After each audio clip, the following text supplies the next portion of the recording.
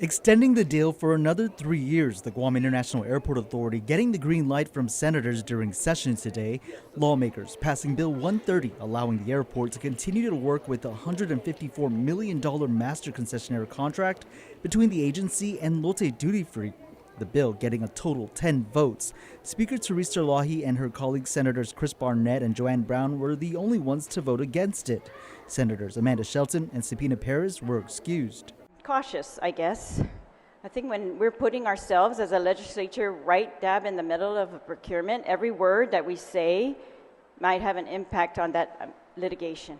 Senators Joe San Augustine, Jesse Lujan, Chris Duenas, and Dwayne St. Nicholas voted for its passage. Given the damage and uncertainty caused by the COVID-19 pandemic, Typhoon Mawar, and other geopolitical issues and hardship that have arisen over the past several years, it is projected to take at least several years for the territory visitors industry and for AB Guam International Airport to achieve enhanced in-plane trajectory and financial stability through the restoration of operating reserves and capital improvement funds expected prior to the COVID-19 pandemic. Accordingly, legislature Guam finds that the current GIAA concessions are in the best interest of GIAA and the territory, and an extension of such concession is in the best interest of GIA and the territory. We got whacked by, of course, Typhoon Mawar.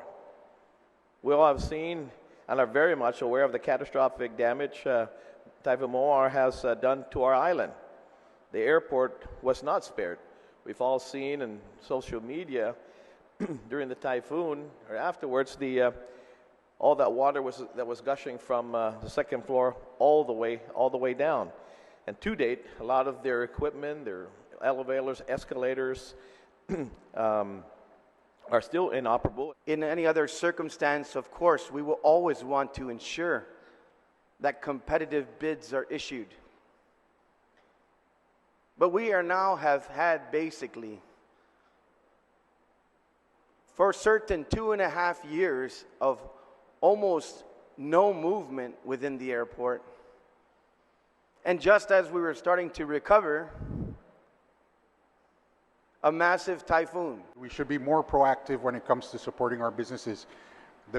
Lee Kuan Yew would always say, the moment you make profit a bad word, so we all suffer. Why? Because who pays for all of this? Businesses pay for all of this. Taxpayer people pay for this. But it's mostly on the backs of our businesses. And if we don't support them, we're pretty much shooting ourselves in the foot, and we're not supporting ourselves.